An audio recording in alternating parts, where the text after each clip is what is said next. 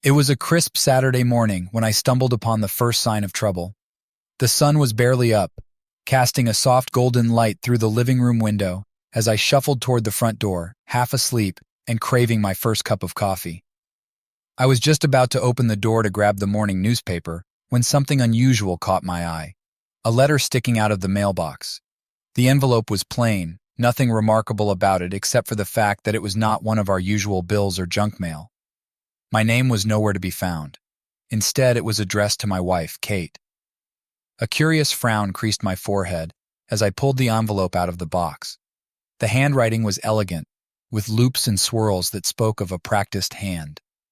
I turned it over, and my pulse quickened as I read the name in the bottom left corner. George. I carried the letter inside, my mind already racing. Kate was still asleep, so I took a moment to inspect the envelope more closely.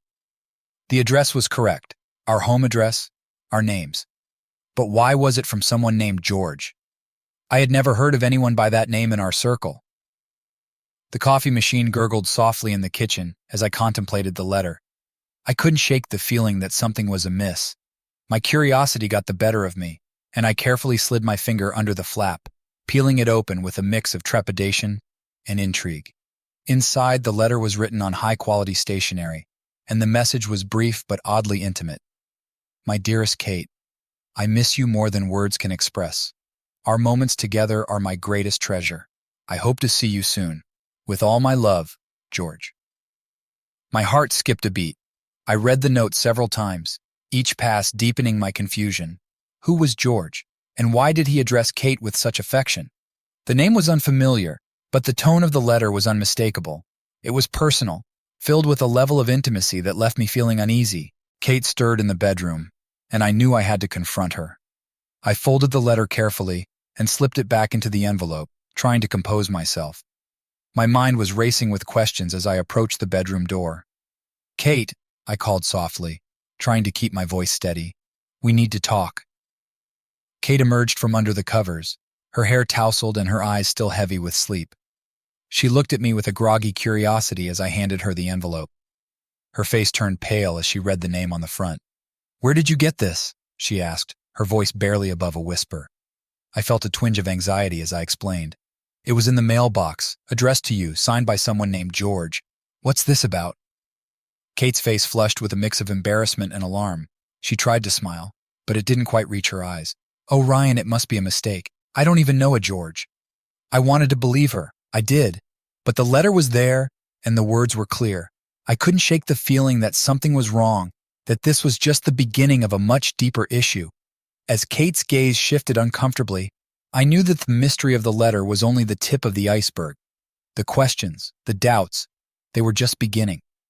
The weeks that followed were marked by a subtle but undeniable shift in Kate's behavior. What started as an occasional visit to the playground with our son Max became a near-daily routine. At first, I thought nothing of it. Kate had always been dedicated to ensuring Max had a good social life, and the playground was the perfect place for him to interact with other kids. But as time went on, I began to notice changes that made me uneasy. Kate's mornings started to revolve around her trips to the playground. She would wake up earlier than usual, prepare snacks for Max with a fervor that bordered on obsessive, and dress him in his play clothes with determined efficiency. It was as though these outings had taken on a new significance that extended beyond simply providing Max with a healthy environment. On Tuesday afternoon, I came home early from work, hoping to surprise Kate and Max with a spontaneous family lunch. To my surprise, the house was empty. Kate's car was gone, and the kitchen was in disarray. I glanced at the clock.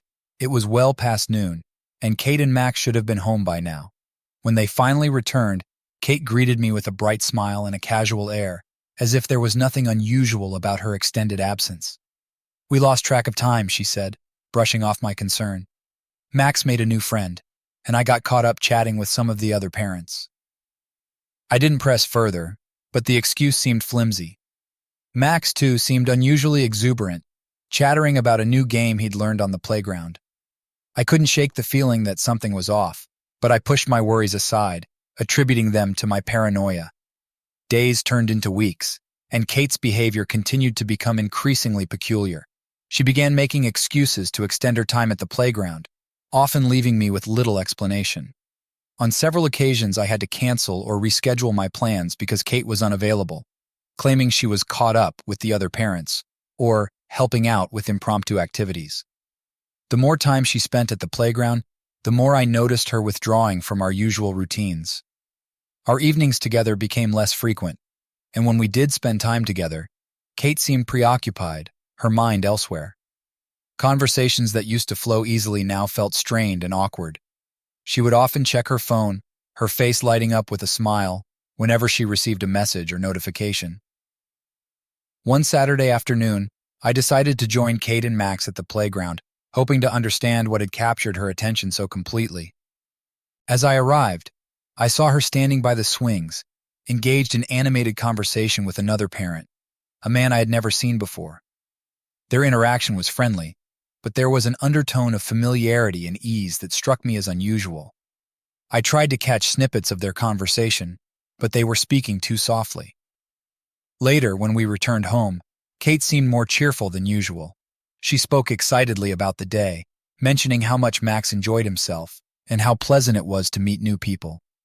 I noticed her carefully avoiding eye contact when I asked about her conversation with the man. Despite her reassurances, I couldn't ignore the growing sense of unease. It was clear that the playground had become more than just a place for Max to play. It was now a central focus in Kate's life. Her constant preoccupation with these visits, coupled with her evasiveness about her interactions there, left me with an unsettling feeling that I couldn't quite shake. As the days went by, I found myself increasingly consumed with worry. I tried to keep a level head, but the changes in Kate's behavior were impossible to ignore.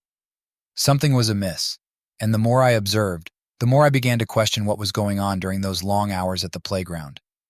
The unease I'd been feeling about Kate's frequent visits to the playground reached a tipping point one sunny afternoon. Max and I had been spending more time together lately, and I decided to join him on one of his playground excursions. I hoped that by observing firsthand, I might uncover the source of Kate's unusual behavior. As we arrived at the playground, I noticed the usual bustle of children and parents enjoying the sunny day. Max immediately ran off to join his friends, and I settled onto a bench with a book, trying to blend into the background. It wasn't long before I saw Kate approaching, her face lighting up as she spotted someone across the playground. Standing near the sandbox was a man I hadn't seen before. He was tall, with sandy blonde hair and a friendly demeanor. As Kate walked up to him, her entire posture changed. Her shoulders relaxed and her face softened into a warm smile. She moved with an easy confidence, a stark contrast to the preoccupied and distracted woman I'd been seeing at home. I watched from my bench as Kate and the man, who I later learned was named George, engaged in what seemed to be an animated conversation. Their exchange was punctuated with laughter and occasional touches on the arm, each gesture carrying a level of intimacy that I found disconcerting. It was as though they were in their world, oblivious to everything and everyone around them. Max played nearby, occasionally glancing over to see what his mother was doing. Kate's focus remained steadfast on George. They spoke with a familiarity that was both charming and alarming. Kate seemed genuinely happy, and George appeared equally invested in their conversation. I could hear snippets of their discussion, mostly about Max and his activities at the playground. But beneath the surface of their friendly chatter, there was an undertone of something more personal. They exchanged inside jokes and stories, and I could see the ease with which they interacted, an ease that contrasted sharply with the distance I felt at home. As I observed, I noticed that Kate's interactions with other parents were noticeably different. She was polite and engaged, but with George, she was more relaxed, almost as if he was an old friend. Their connection was palpable and left me feeling increasingly uncomfortable. When it was time for us to leave, I approached Kate and George, trying to mask my feelings of discomfort. "Hey, Kate, Max and I are heading out. See you later?" Kate's smile was quick and genuine, but there was a brief flicker of something I couldn't quite place, perhaps surprise or guilt. "Oh, Ryan, I didn't realize you were here. We were just having a great conversation. George, this is my husband, Ryan." George extended his hand with a friendly nod. "Nice to meet you, Ryan. Kate's told me a lot about you." I shook his hand, trying to keep my composure. "Nice to meet you too, George. I hope you've been enjoying the playground." George nodded, his expression warm and open. Absolutely. It's been a pleasure getting to know Kate and Max. With that, I said my goodbyes and took Max's hand, leading him toward the car. As we drove home, my mind raced with questions. Kate's behavior around George was markedly different from how she was with me and others. It was clear there was a connection between them, one that seemed to go beyond casual friendship. I couldn't shake the feeling that something more was at play. The warmth and familiarity between Kate and George felt like a veil hiding something deeper. I resolved to keep a closer eye on their interactions and uncover the truth behind Kate's increasingly peculiar behavior. The sun was beginning to set, casting long shadows over the playground as Max and I prepared to leave. We had spent a pleasant afternoon at the park, but my mind was preoccupied with the ongoing mystery surrounding Kate and her new friend George. Despite my efforts to stay engaged with Max, my attention kept drifting back to Kate and George interaction. From my vantage point on a nearby bench, I watched as Kate and George exchanged glances that were anything but casual. Their eyes locked with an intensity that spoke of shared secrets and unspoken understanding. Every so often, they would burst into laughter, their voices blending with the joyful noise of the playground. It wasn't just their words that caught my attention. It was the way they looked at each other.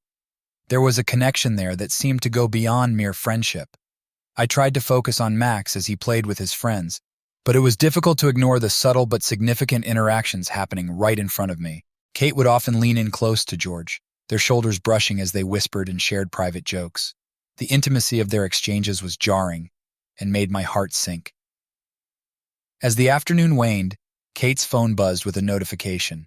She glanced at the screen, her expression briefly softening before she quickly pocketed the phone.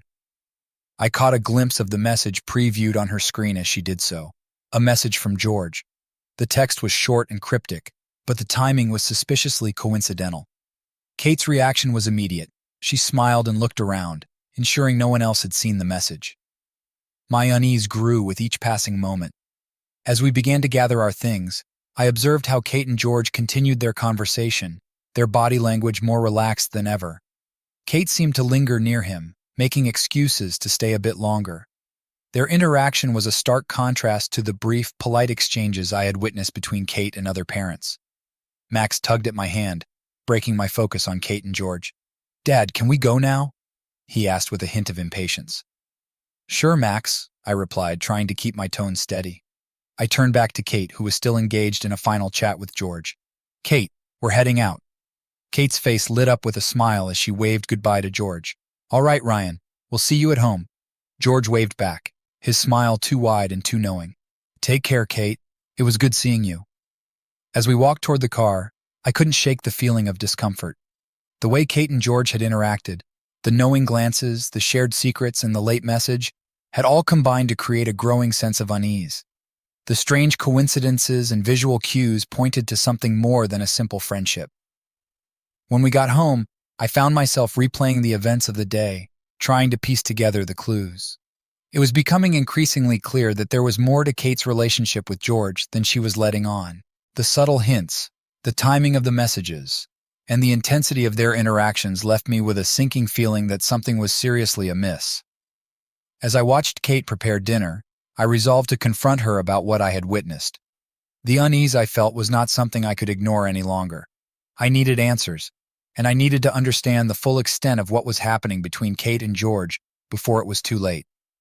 It was late at night when I decided to go through Kate's purse, driven by a nagging suspicion that I couldn't quite shake. The events of the past week had left me feeling increasingly uneasy, especially with the recent interactions between Kate and George. I needed answers, and I hoped that a closer look at her belongings might provide some insight. As I rifled through Kate's handbag, I was careful to avoid disturbing anything. I found the usual assortment of items: wallet, makeup, and a few receipts. Then, tucked away in a small side pocket, I discovered a folded note. My heart raced as I pulled it out and unfolded it. The handwriting was unmistakable, elegant flowing letters that belonged to Kate. The note read, "We meet at the playground tomorrow at 6. My breath caught in my throat. The simplicity of the message was deceptive. It was laden with implications. The casual tone suggested a routine meeting, but the specific time and location were too coincidental to ignore. The fact that Kate was planning to meet George at the playground again only heightened my concern. I carefully folded the note and returned it to its hiding place. My mind raced as I considered my next steps. I needed to find out what was happening between Kate and George. But I couldn't just ask her outright. Not yet. The following day, I decided to shadow Kate's plans. I didn't tell her or Max where I was going. Instead, I quietly prepared for a discreet observation. I wanted to gather as much information as possible without alerting Kate to my suspicions. By late afternoon, I made my way to the playground. I arrived early, finding a spot that offered a clear view of the main play area, but kept me hidden from immediate sight. As I waited, I observed the familiar scene of children playing and parents chatting. I kept my eyes peeled for Kate's arrival. At exactly 6 p.m., Kate appeared with Max in tow. They made their way to the playground, where I could see George waiting near the swings. The sight of him made my heart race. I watched as Kate and Max approached George, and I could see the exchange of smiles and casual greetings. As Kate settled Max onto the swings and began chatting with George, I observed their interaction closely. Their conversation was animated and filled with an ease that spoke of a deeper connection. Kate laughed at George's jokes, her body language relaxed and open. Every so often, George would lean in closer, his gestures affectionate and familiar. I noticed that their conversation was more than just friendly banter. There were moments when they exchanged glances and smiles that seemed to convey a private language of their own. It was clear that their relationship extended beyond mere acquaintance. I took out my phone to discreetly capture a few photos from a distance, just in case I needed concrete evidence later. I was careful to avoid any direct shots that could be traced back to me. As the sun began to set, Kate and George's interaction showed no sign of ending. Max was happily playing nearby, but Kate's focus remained on George. They lingered near the playground equipment, their conversation becoming more intimate as time passed. I stayed for as long as I could, my mind a whirlwind of thoughts and emotions. When I finally decided to leave, I felt a mix of frustration and determination. The evidence was mounting, and it was clear that something significant was happening between Kate and George. As I drove home, I knew I had to confront Kate with what I had discovered. The hidden note and the evening's observations had only deepened my resolve to get to the bottom of this. The questions and doubts that had been plaguing me were no longer just suspicions. They were becoming increasingly tangible. The evening air was cool and crisp as I positioned myself discreetly behind a cluster of trees, my heart pounding with a mix of anticipation and dread. The sun had set, leaving the playground bathed in the soft glow of dusk. I had arrived early, securing a vantage point that allowed me to observe without being seen. The note from Kate's purse was still fresh in my mind, and the sight of George waiting by the swings confirmed my fears. As I watched, Kate and Max arrived on cue. Kate looked radiant, a wide smile on her face as she guided Max toward the playground. George was already there, and his face lit up as he saw them approaching. I could see the warmth in his eyes as he greeted Kate and Max, and it made my stomach churn with unease. Kate and George began their usual conversation, filled with the kind of ease and familiarity that I had observed during my previous visits. They stood close together, their voices low and their gestures intimate. Max, oblivious to the undercurrents of their interaction, played happily on the swings. As the playground began to empty, Kate and George's behavior grew even more intimate. They moved to a quieter corner of the playground, where the shadows from the trees provided a bit more privacy. My pulse quickened as I followed their movements, careful to stay hidden. It was there, in that secluded corner, that my worst fears were realized. Kate and George stood close together, their body language charged with an intimacy that was hard to ignore. George reached out to gently touch Kate's arm, his fingers lingering. Kate looked up at him with a gaze that was both affectionate and longing. Then, to my utter shock and devastation, George leaned in and kissed Kate. The kiss was slow and tender, a clear indication of a deep emotional connection. Kate responded with equal fervor, her arms wrapping around George's neck as they embraced. The sight of them locked in such an intimate display of affection shattered me. I felt as though the ground beneath me had crumbled. The pang of betrayal was almost physical. I had seen enough. My heart ached with every heartbeat, the shock and pain of what I had witnessed making it difficult to breathe. The image of Kate and George wrapped in each other's arms was seared into my mind. I turned away, fighting back tears as I stumbled through the darkness toward my car. The world seemed to blur around me as I navigated the drive back home. Each turn of the wheel felt like a reminder of the crushing reality I had just uncovered. The drive felt endless, and by the time I reached home, I was emotionally drained. I sat in the driveway for a few moments, gathering the strength to face Kate. The enormity of what I had seen weighed heavily on my shoulders. As I walked into the house, the silence was almost deafening. Kate and Max had not yet returned, and the emptiness of the house felt like a stark contrast to the emotional turmoil inside me. I knew that I had to confront Kate about what I had witnessed, but the thought of doing so was overwhelming. Sitting in the living room, I tried to calm my racing thoughts. The pain of betrayal was raw and unrelenting, and I was left grappling with the enormity of what I had discovered.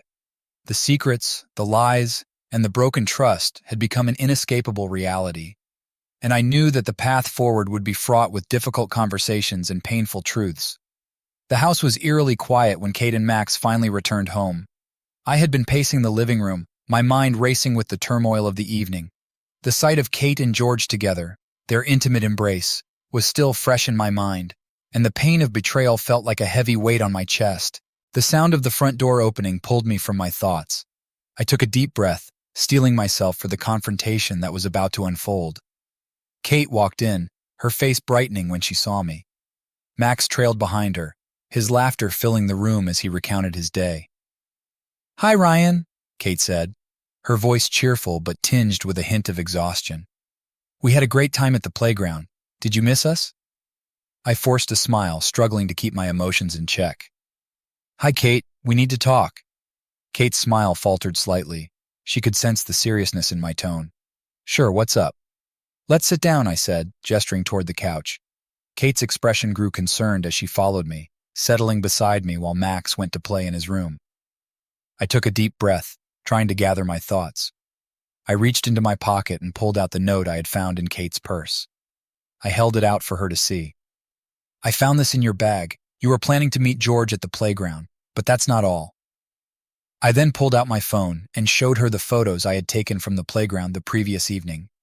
The images captured Kate and George in intimate moments, leaning close together, sharing private smiles, and most painfully, their kiss.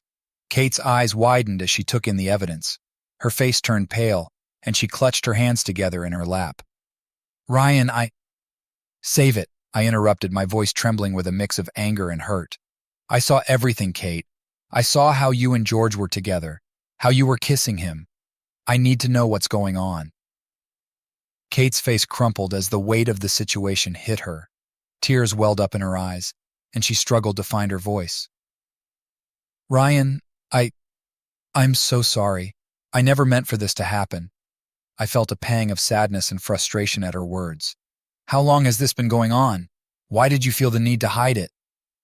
"It started as friendship," Kate said, her voice breaking. "George and I met at the playground, and we just clicked. I never planned for it to become more than that. It was supposed to be innocent, just some friendly conversations." I stared at her, trying to process her confession. "So what happened? How did it turn into this?" Kate wiped her tears away, her shoulders trembling. "I didn't realize when it started to shift. I was drawn to George, and our connection grew deeper. It wasn't intentional. I didn't mean to hurt you." "Then why the secrecy?" I asked, feeling a mix of anger and disbelief. "Why did you lie to me? Why did you hide the truth?" Kate's voice was barely above a whisper. "I didn't know how to handle it. I didn't want to hurt you or Max. I thought I could control it, but things just got out of hand." I was silent for a moment, grappling with the flood of emotions. The trust we had built over the years seemed to have shattered in an instant.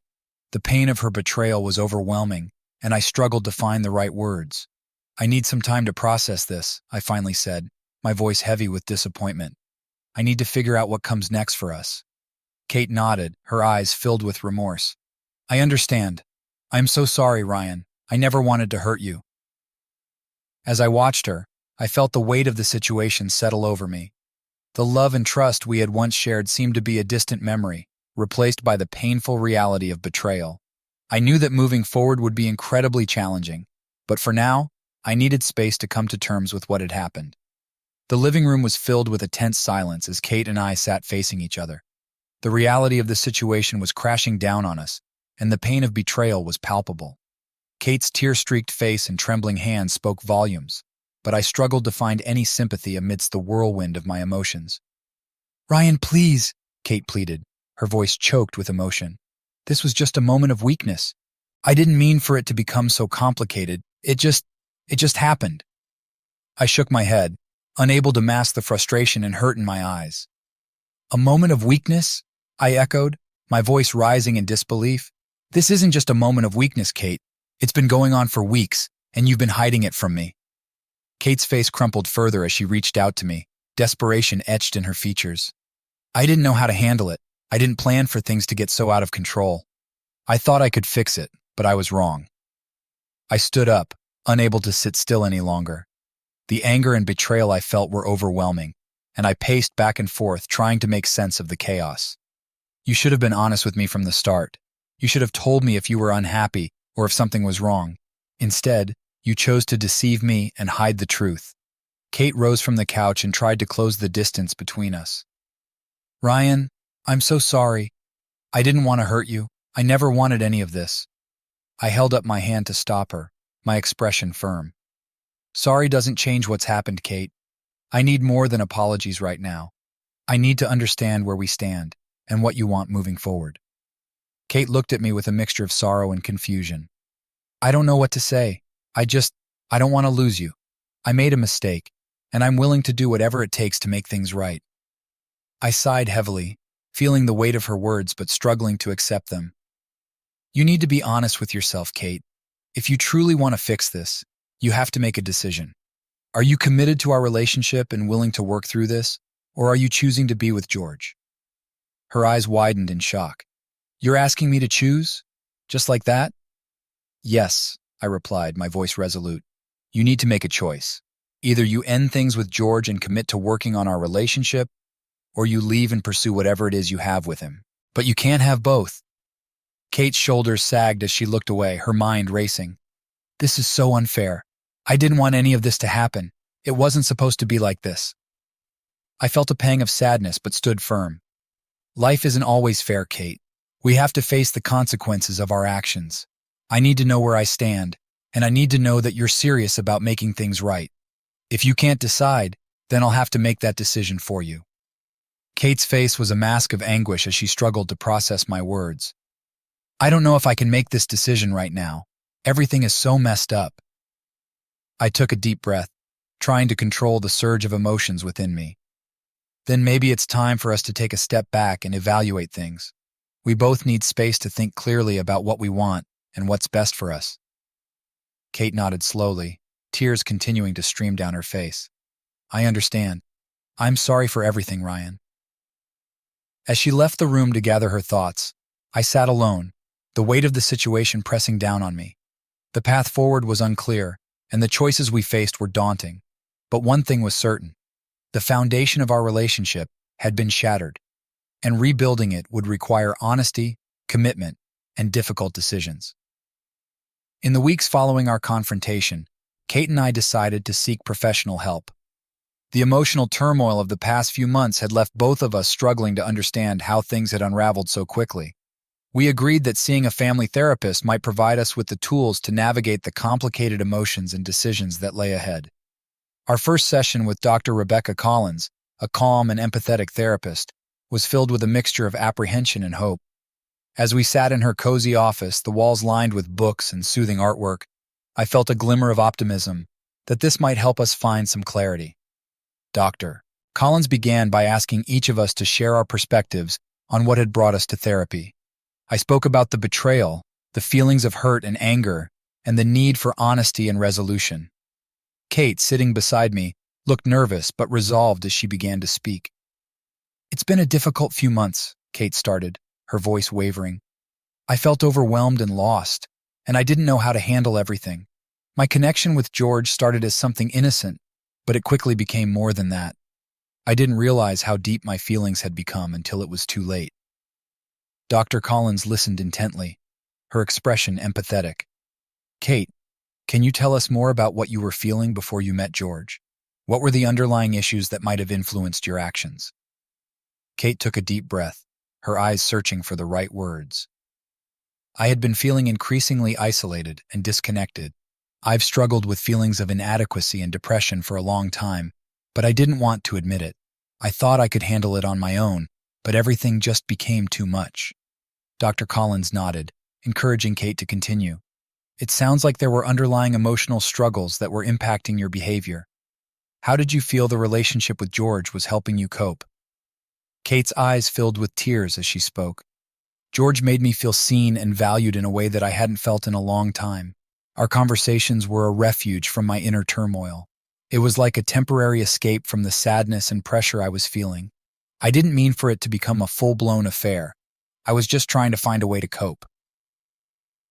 As Kate spoke, I felt a mixture of empathy and confusion. I hadn't fully understood the depth of Kate's internal struggles and how they had contributed to her actions. The revelations were both eye-opening and painful, forcing me to confront a side of Kate that I hadn't seen before. Dr. Collins turned to me with a gentle but probing gaze. Ryan, how do you feel about what Kate has shared? How does it change your perspective on the situation? I took a moment to gather my thoughts. It's difficult to hear about Kate's struggles and the reasons behind her actions. I understand that she was dealing with a lot, but it's hard to reconcile that with the hurt and betrayal I felt. I need to process how we move forward from here. Dr. Collins nodded, acknowledging the complexity of our situation. It's important to recognize that understanding the underlying issues doesn't excuse the behavior, but it can provide a foundation for healing and moving forward. Kate, you must continue to work on addressing your feelings and finding healthier ways to cope with your struggles. Kate nodded, her face etched with determination. I want to work on myself and our relationship. I know I've made mistakes, and I'm committed to doing whatever it takes to make things right. Dr. Collins smiled encouragingly. Rebuilding trust and healing will take time and effort from both of you. It's a process that involves honesty, communication, and a willingness to confront and address underlying issues. I'm here to support you both as you navigate this journey. As we left the session, the conversation with Dr. Collins provided us with new insights into Kate's struggles and the impact they had on our relationship. While the path forward remained uncertain, the session opened a door to understanding and gave us a starting point for addressing the deeper issues at play. The journey would be challenging, but with professional guidance and a commitment to change, there was hope for healing and rebuilding our relationship. Despite our best efforts to address the issues through therapy, the road to healing was far from smooth. As we continued our sessions with Dr. Collins, new challenges emerged that seemed to deepen the emotional rift between Kate and me.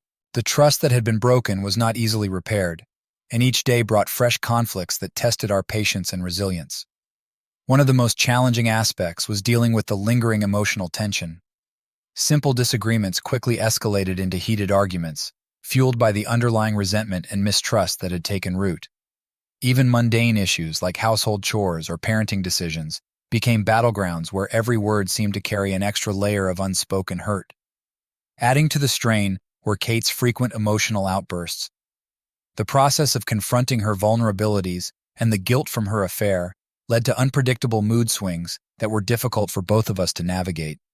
Her attempts to reconcile her feelings often resulted in moments of intense emotional volatility, leaving me feeling helpless and frustrated. The impact on our family dynamic was also profound. Max, who had once been a source of joy and unity, was now caught in the crossfire of our conflicts. The tension at home affected his mood and behavior, adding another layer of stress to an already strained situation. It became clear that repairing our relationship would require not only addressing our issues, but also finding ways to shield our child from the fallout of our emotional struggles. As the challenges in our relationship continued to mount, we began to lean more heavily on the support of our friends and family. The emotional strain was taking its toll, and having a network of supportive individuals proved to be invaluable during this tumultuous period. Friends and family members who had initially been uncertain about our situation rallied around us, offering a mix of practical help and emotional comfort. My best friend Jake was one of the first to offer a listening ear. He provided a much-needed outlet for my frustrations and fears, allowing me to vent and process my feelings. His unwavering support helped me gain clarity and perspective, reminding me that I was not alone in this struggle. His advice, though often candid, was rooted in genuine concern for my well-being. and it helped me navigate the complexities of my emotions. Kate's sister Emily also played a crucial role in our journey. She reached out to Kate with empathy and understanding, offering her support and encouraging Kate to open up about her feelings. Emily's presence provided Kate with a safe space to express her remorse and work through her guilt, which was essential for her healing process. The emotional connection with her sister helped Kate feel less isolated and more hopeful about the possibility of reconciliation. Together, these supportive relationships helped us see our situation from different perspectives. Conversations with loved ones offered new insights and reaffirmed the importance of mutual understanding and forgiveness. While the road ahead remained challenging, the support of those closest to us gave us the strength to face each day and work towards rebuilding our relationship, knowing that we had a network of people who believed in our ability to overcome the difficulties we faced. As weeks passed and we continued our therapy sessions, a subtle but noticeable shift began to occur in our relationship. The initial intensity of our emotions started to ebb, making way for a more reflective and measured approach to our healing process.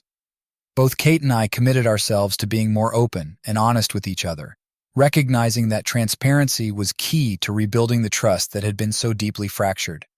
We began to implement small but significant changes in our daily interactions.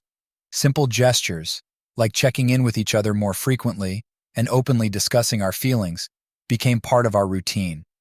The efforts we put into understanding each other's perspectives started to yield positive results, allowing us to address lingering issues with a renewed sense of partnership.